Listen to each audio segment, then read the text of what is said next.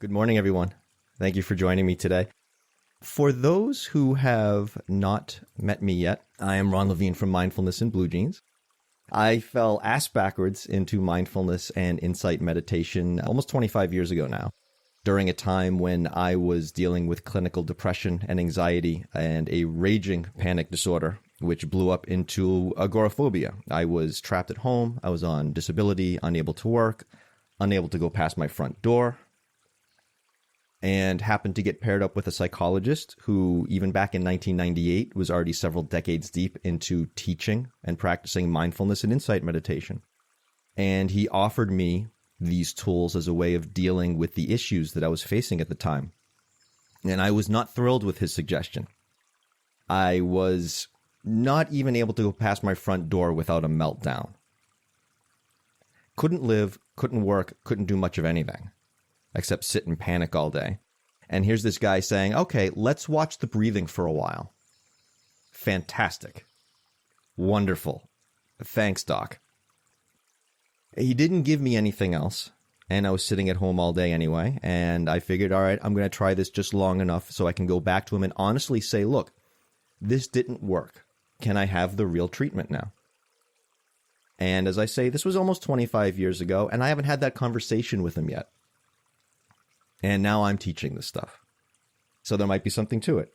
I'm starting to think. I have a hunch. So here we are. What I'd like to talk about today is judgment. I'd like to talk about judgment as a word, and then judgment as a concept, and then judgment as a tool. So let's start with the word. My degree is in social psychology.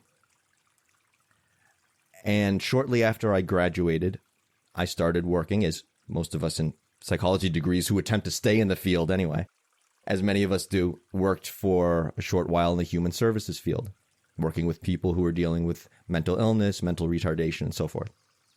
And around the time that I had jumped in, there had been this movement away from calling the people who were making use of the services patients. They weren't being called patients anymore. The industry had moved to a less loaded term of clients. So when I first started, I was under the assumption, okay, we're calling everyone clients. But then right when I got started, the messaging was, no, we don't say clients anymore. There's a connotation there. So we've stopped. We're calling them consumers now. Okay. So I'm working for a few months, and all of a sudden, consumers has a negative connotation to it. So we need to now use the word individuals. Individuals. To which the natural sort of reaction, or at least mine, was, but I mean, we're all individuals. It's like, well, yeah, that's what we're going for. We don't want to make anyone feel different. Okay, so I understand the intention. Cool. But we've just completely negated the use of language, haven't we? We've just taken our ability to communicate and thrown it out the window. And what was interesting to me, and by the way, this was back in the 90s. I can only imagine how many more iterations there have been since. What's interesting to me is the words weren't changing. You know, client went from being okay to not.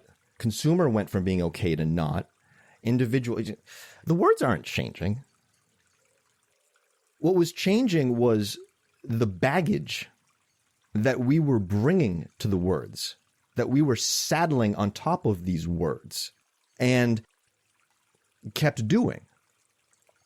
Because apparently there was this concept that we all had, that, you know, this sort of collective concept that was not acceptable, that was getting attached to each word. And as we threw out one word and brought in another word, well, we just did the same damn thing again, didn't we? The problem wasn't with the word. These words were becoming loaded terms. And it was like a conveyor belt, where just, okay, here comes the next word. Let's saddle it on that one. Let's saddle it on that one. All right, I need another one. What I teach largely comes from Theravada Buddhism, which is the teachings of the historical Buddha as best we know them, as they've been passed down over 2,500 years. And the only thing the Buddha was concerned about was, how do we alleviate our own suffering?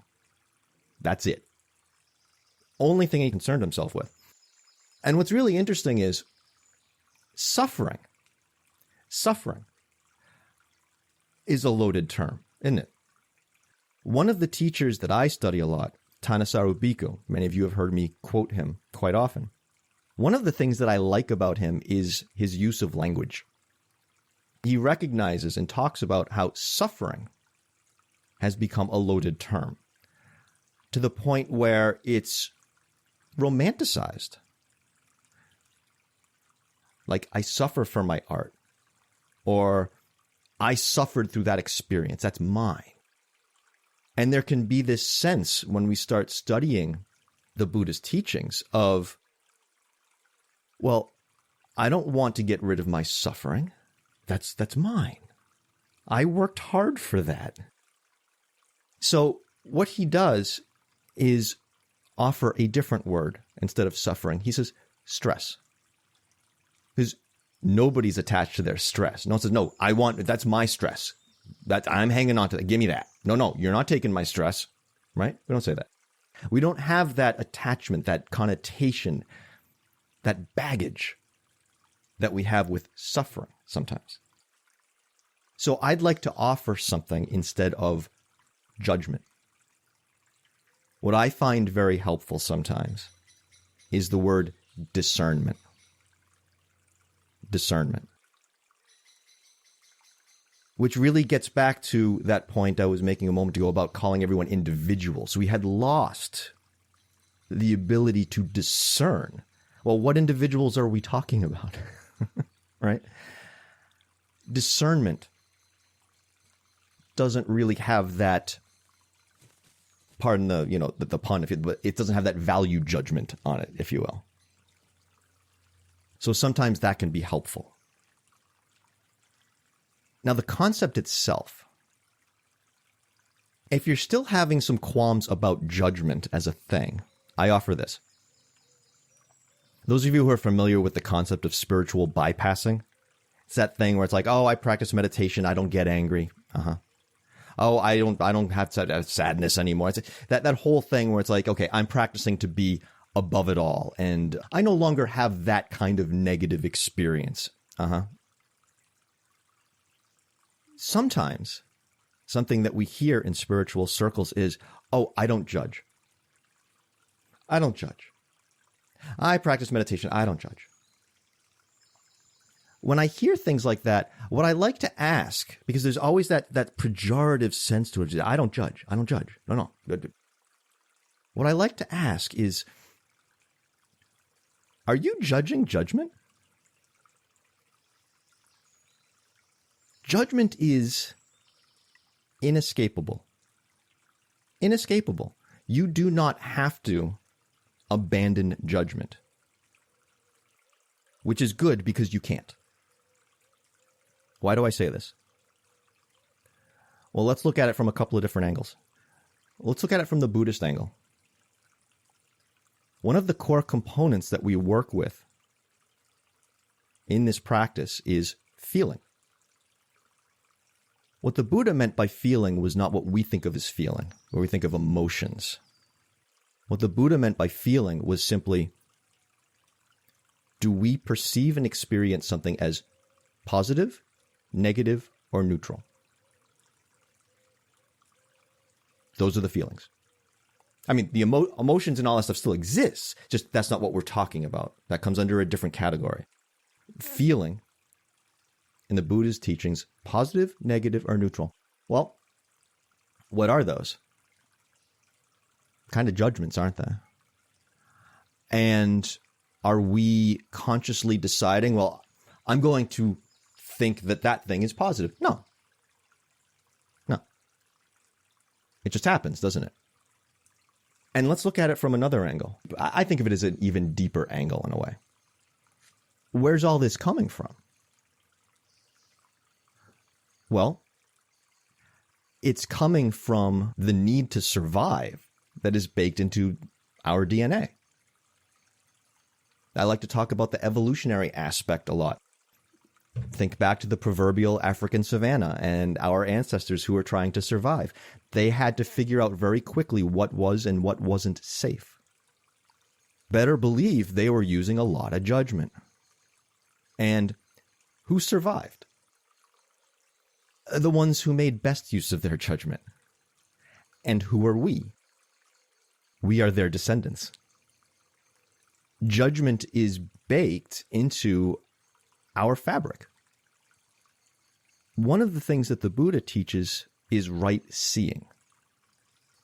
And right seeing, and this is where we really get into insight, is the ability to see how we are really living, how we are actually using our thinking, our speech, our actions, understanding as best we can what the world is really like, and then negotiating the relationship between the two. And this is how we go about alleviating our suffering, or our stress, if you will. And this requires good judgment. Good judgment about what we're doing, as well as judging the judgment that we're using, so we can continue to improve it. So this is why I like to talk about judgment as a tool. It's not good or bad, it's what we're doing with it. It's how we are using it. So something I'd like to offer that I have found very helpful over the course of my practice, and when we talk about how do we use judgment,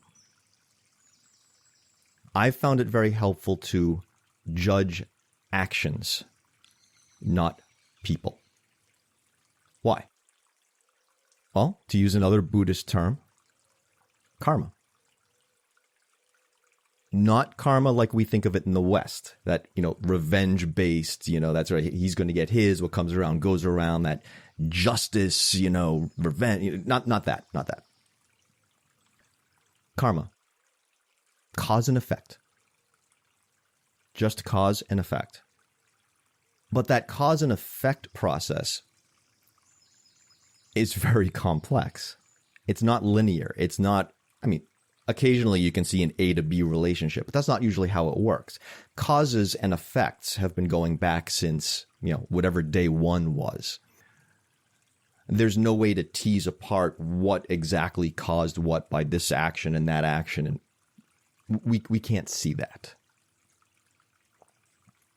Going back again in my psychology days, there's a phenomenon called the fundamental attribution error.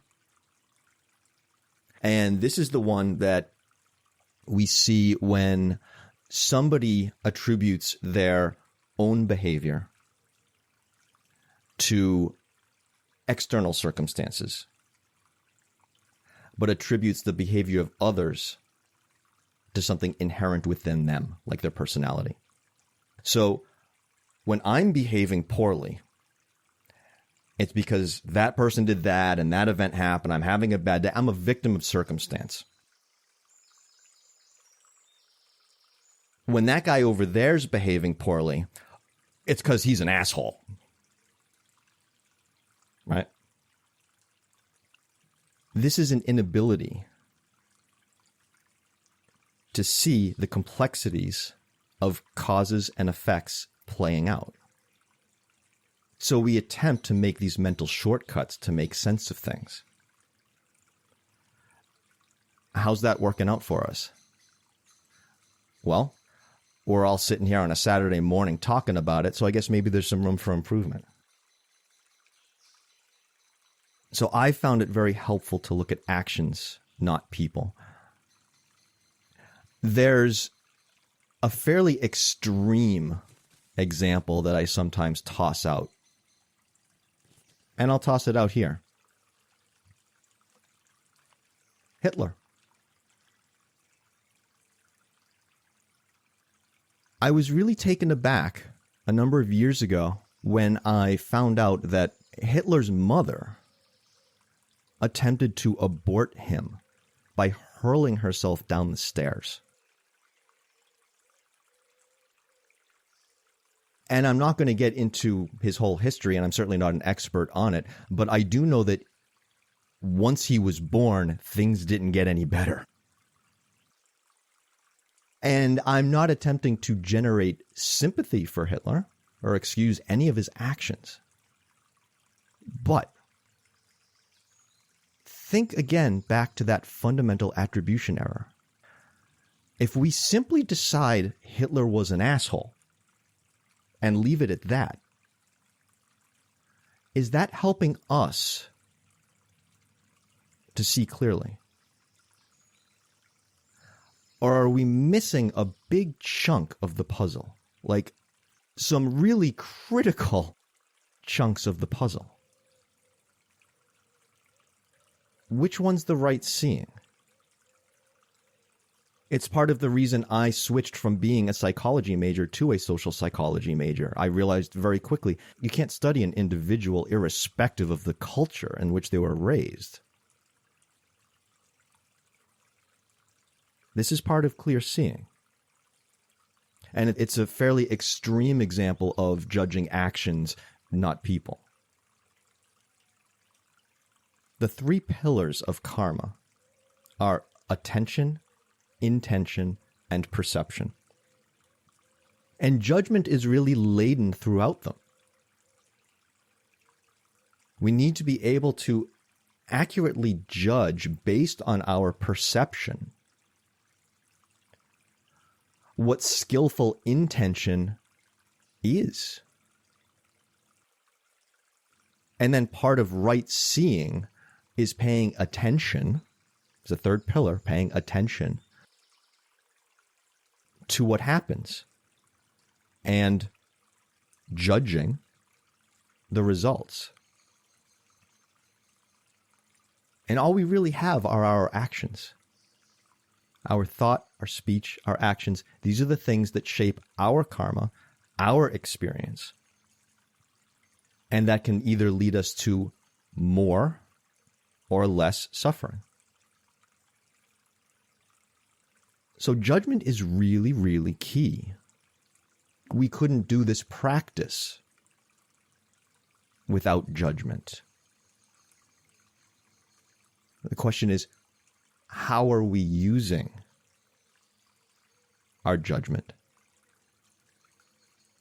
And I'd like to go through a few different ways of looking at our judgment in today's sitting.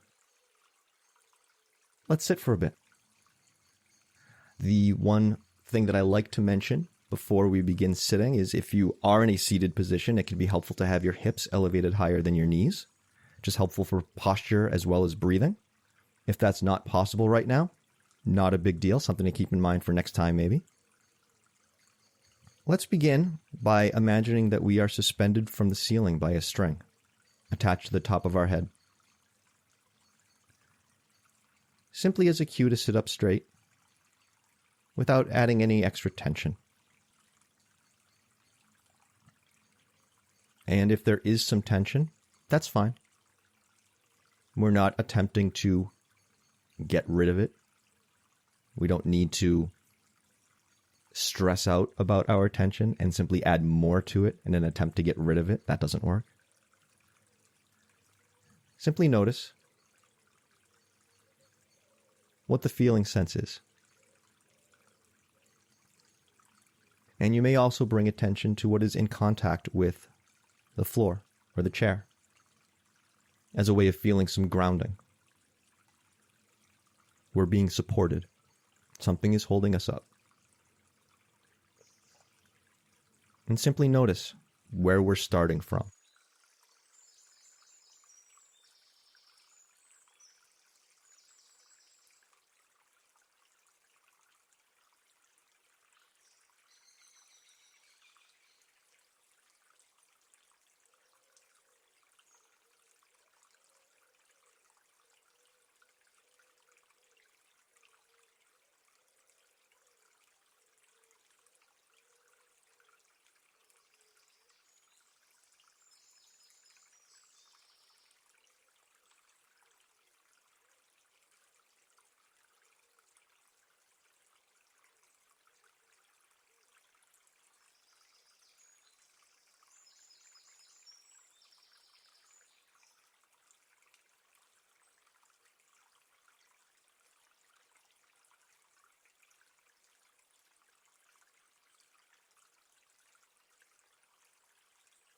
Now let's begin to bring our attention to our breathing.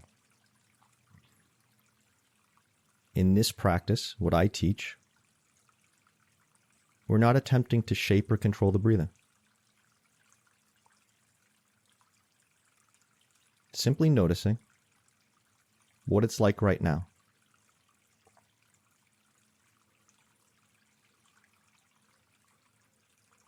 And notice, does it feel positive, negative, or neutral? If we came to our practice with a preconception of what a meditative breath should be, something deep and long and contemplative, right? If we came to our practice with that kind of conception, and the breath that we actually have isn't in alignment with that, doesn't seem to be living up to that, well, we might feel it's negative.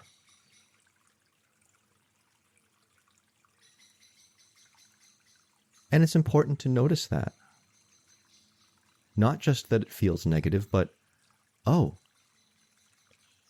it feels negative because I brought something with me. I brought this conception with me. The same way we bring that baggage to those words I was talking about at the beginning. What am I doing as part of this process that is affecting my feeling about it? What's my role? Maybe one I didn't realize I had because it's so automatic. Perhaps you came to the practice with no such preconception about what the breathing should be like. And maybe it still feels negative. Maybe for no discernible reason. Okay. We notice that. Perhaps the breathing feels positive.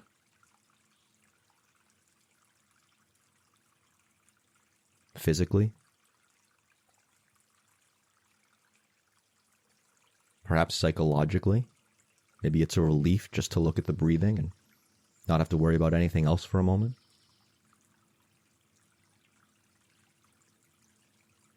Maybe you just feel neutral. Okay, here's the breathing. I'll feel one way or the other.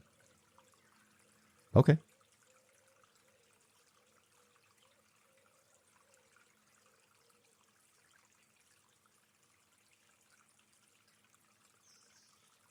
Maybe it's a combination. Feels positive in this way, negative in that way.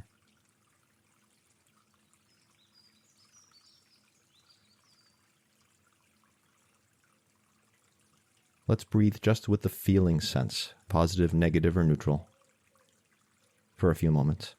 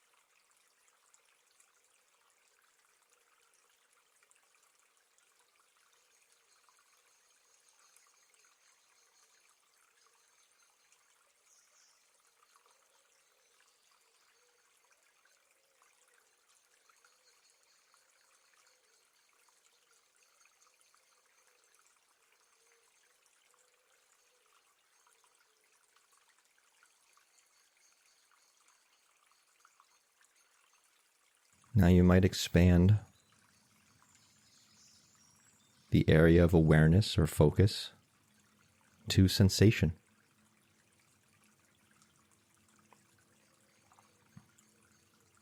Perhaps you have some of the tension I was mentioning earlier. Or perhaps you're experiencing some kind of physical discomfort.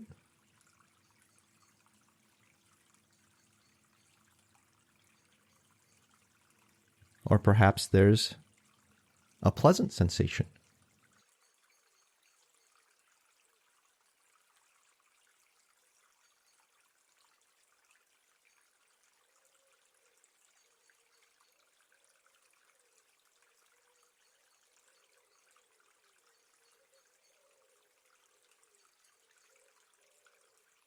Simply notice the process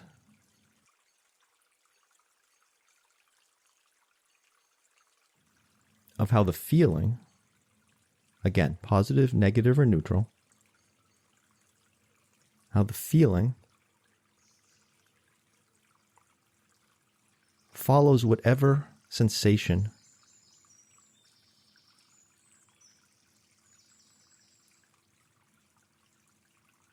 is brought into our range of focus.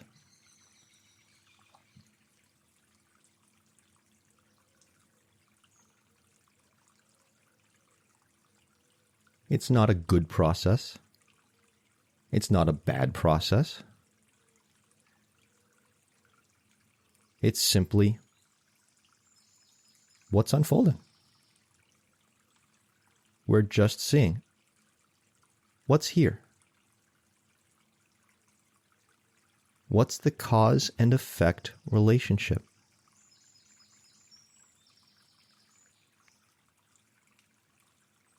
We're experimenting, gathering information.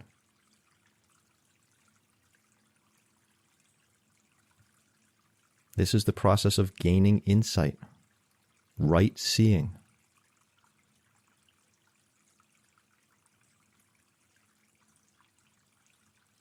What's actually happening? So I can discern or judge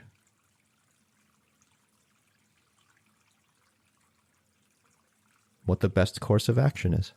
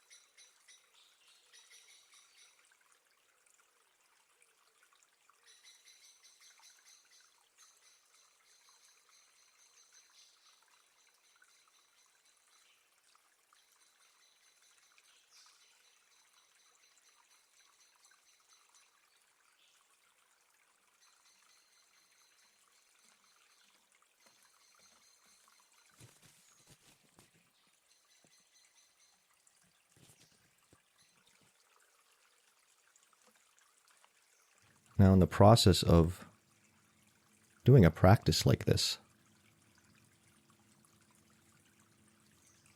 what we're really doing is making space.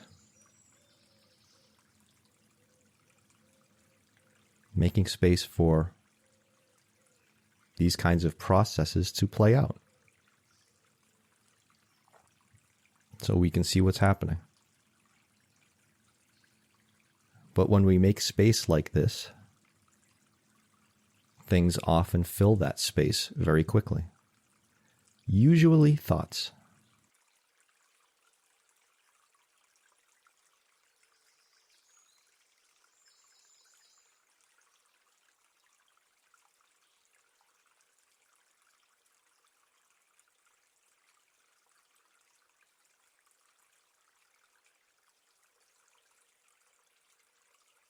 You might notice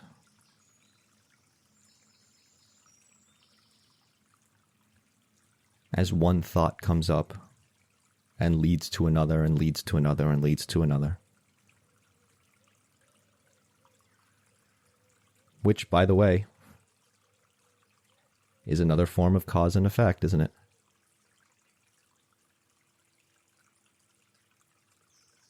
You might notice. What's the felt sense that accompanies each thought?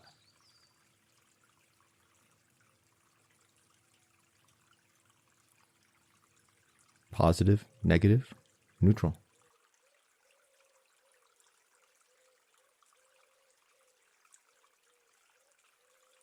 You might also zoom out a little bit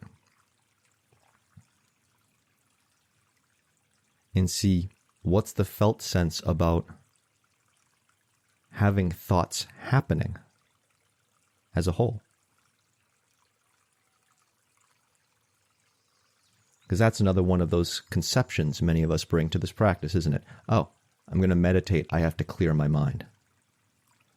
I should have no thoughts. Good luck with that. If you figure out how to do that, please contact me after this. Let me know what you did.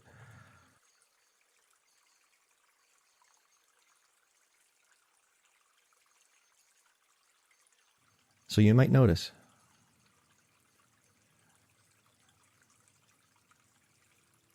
am I judging myself for having thoughts during my meditation practice?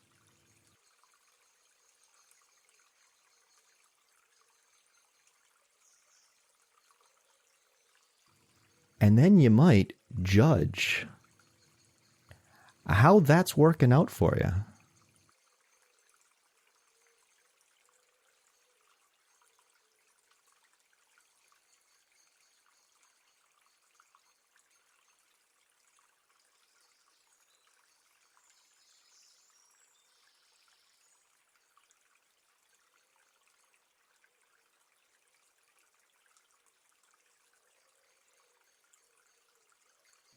We can berate ourselves for what is coming up during our practice, or we can simply observe what is coming up during our practice.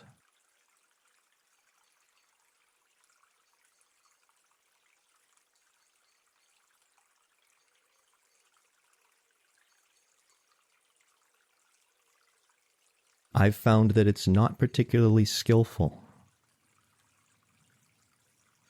to judge myself for what arises out of my control, including thoughts.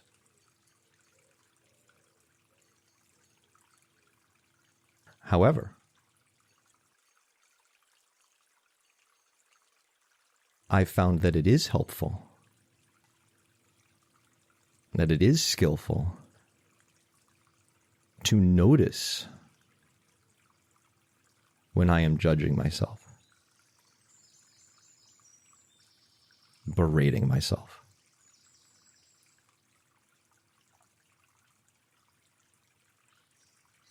It's like, oh, that's what's happening. That's what I'm doing. That's what I'm bringing. That is the baggage I'm laying on this.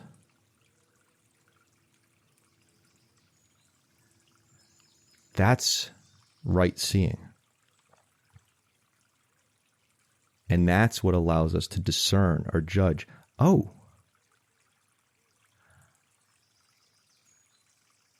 maybe that's a good spot to make a change.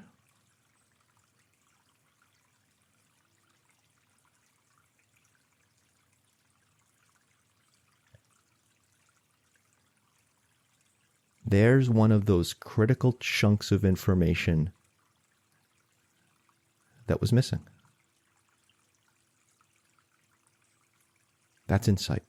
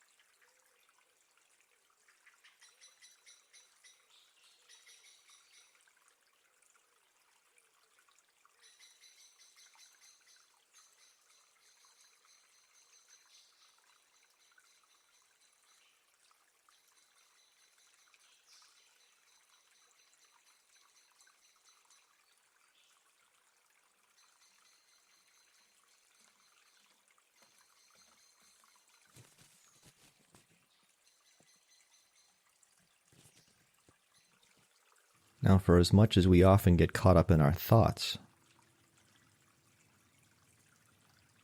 we often get that much more caught up in our emotions.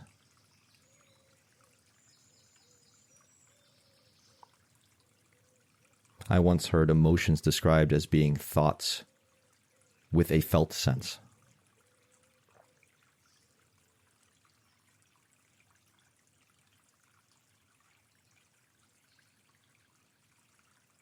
I've heard emotion as being described as energy in motion.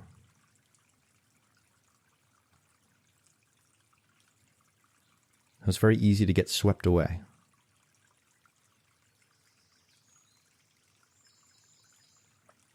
But we can gain a little bit of space, a little bit of breathing room. It maybe help loosen a little of that identification that we have with emotions. I am angry. I am sad. I am depressed. I am happy.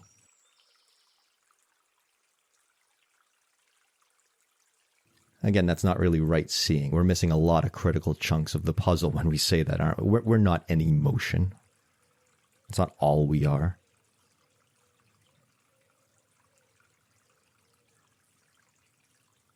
So we can bring this same technique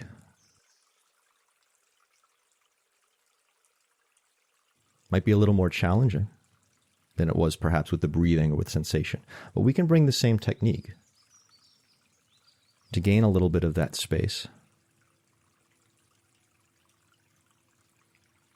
when we work with emotion.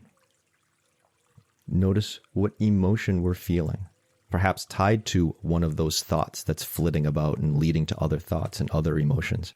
Say, oh, what is the felt sense here? Positive, negative, neutral. And it's a really interesting thing to watch because our experience of a thought or an emotion doesn't happen in a vacuum. It happens in relation to the one that came before it.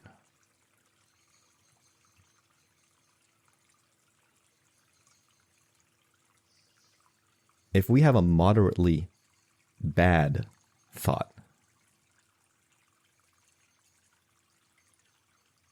after a really bad thought, oh, that moderately one, well, it almost feels a little good, doesn't it? But if we were to have that same moderately bad thought after what we would consider a good thought, oh, well, now it feels terrible.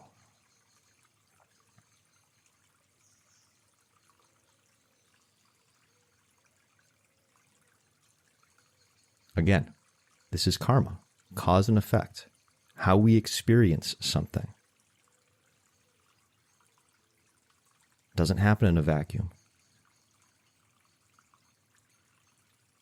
It happens in the context of what came before it. And we are not passive recipients of our experience. We then begin to have that experience and immediately make judgments about what we think about it. And if we feel like it's positive, we try to keep it going. If we feel it's negative, we try to stop it. And that leads to what comes next. And then after that, and after that. Again, this is the complexity of karma.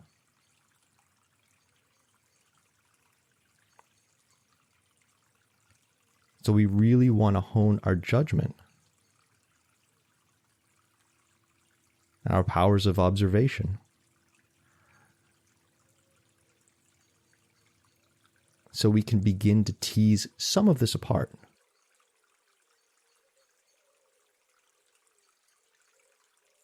So we can see as clearly as possible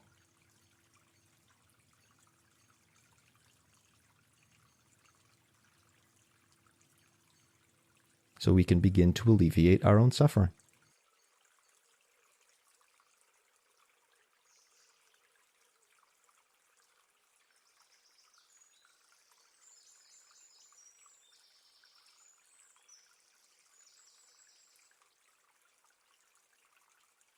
I'm going to close the sitting with a quote, again from Thanissaro Bhikkhu, who I mentioned earlier. But I read this recently, and I thought it resonated with the topic. One of the most distinctive features of the Dharma is that it points to the source of suffering inside. In other words, we suffer because of our own actions, and will be able to end suffering only when we can change the way we act. To be willing to take on such a teaching, rather than one that blames our suffering on things or people outside, or that promises that someone outside can end our suffering for us, we need at least a glimmer of two qualities of the character. We have to be, 1, observant enough, and 2, honest enough to admit that, yes, we do suffer from our own actions, and that we'll have to clean up our own act if we want the suffering to stop. These two qualities, being observant and honest, or quote-unquote, no deceiver, in the Buddha's words, were precisely the qualities the Buddha looked for in a student. But they weren't merely signs that the student was ready for the training. They also served as the qualities that the student had to use reciprocally in order to judge whether a particular person was reliable enough to take on as a teacher. After all, as the Buddha also said, you don't want to associate with people lacking in integrity, and you can't know whether another person has integrity unless you have some integrity yourself.